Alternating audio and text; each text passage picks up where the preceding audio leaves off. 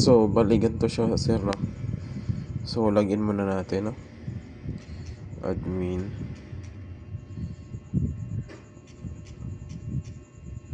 So, yung password nito is mapapalitan yan natin dito sa settings. Change password na. So, focus muna tayo dito, no?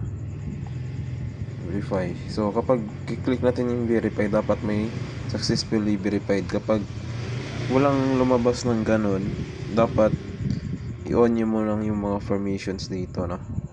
May case coin tab permissions. Ito yung mas less hassle dahil click ka na lang dyan, tapos automatically pwede mo nang no? So, ngayon, so subukan nating paganahin, no? So as you can see, may charger dito, no? So naka-charge yan. Try natin patayin. Wala kanong or is kwet kanong. Mat holog. Oh, di ba? So dapat ganyan yung unit, sir. Nagre-response siya, no? So dapat nakalagay dyan, insert coins to operate. Tapos ngayon, kung i-insert natin yung cable na to para mag-charge yung tablet,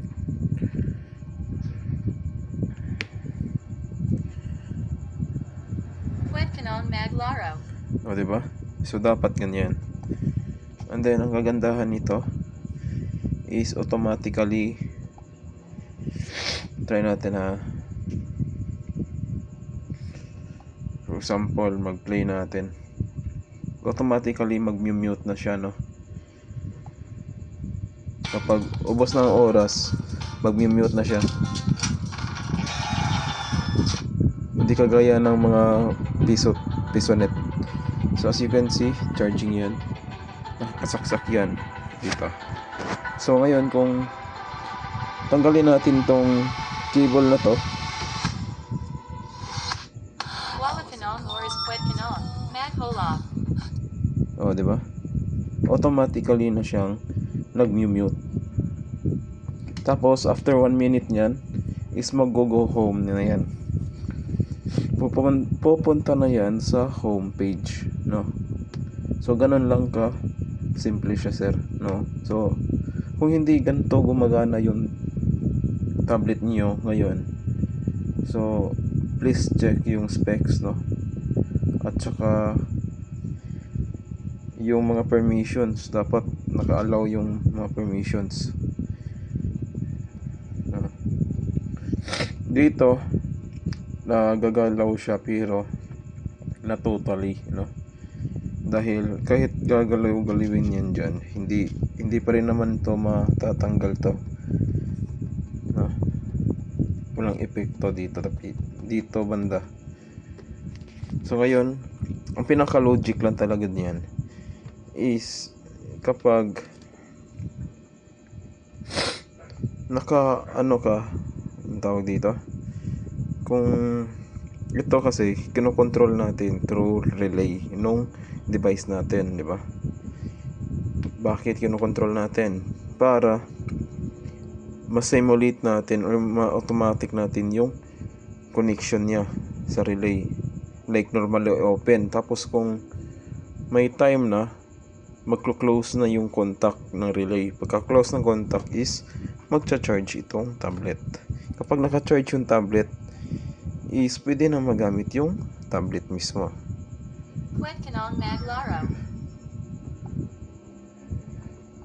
O, diba? As you can see, nag-home siya. So, tingnan natin ulit, no? Play tayo ulit, tapos wait natin ng 10 minutes, 1 minute. Wait natin 1 minute, no?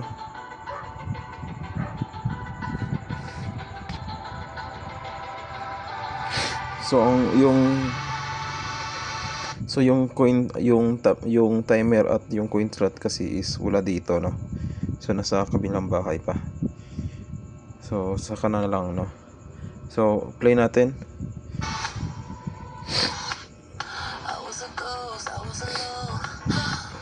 Ngayon, try nating tanggalin yung plug.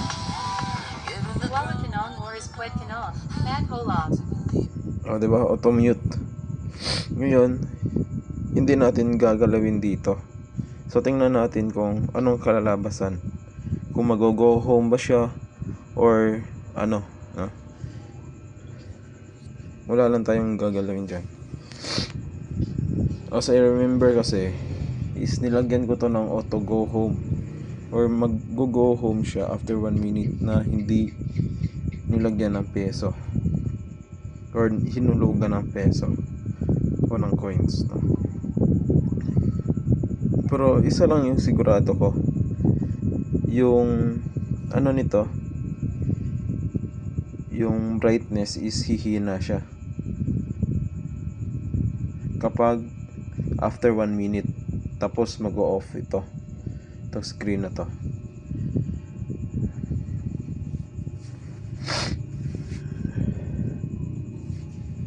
So ayun, naka-off, di ba?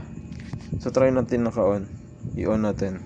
So as you can see is mas nag-dim siya yung design. I mean yung brightness. Tapos madali lang siyang mag-off, o di ba? So ngayon tingnan natin kung nag-go home ba siya.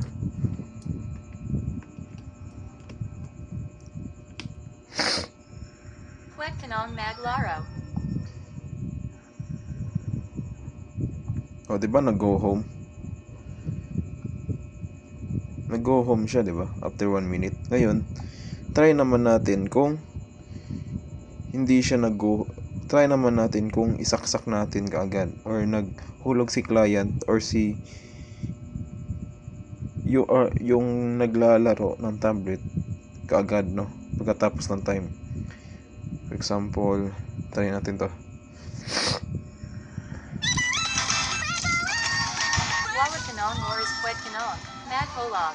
O, di ba ganyan? Di ba? Unplug. Ngayon, insert natin ulit. Hindi pa kasi umabot ng 1 minute, so dapat magple-play ulit yung sound nun. Kwet kanong maglaro. O, di ba? Good.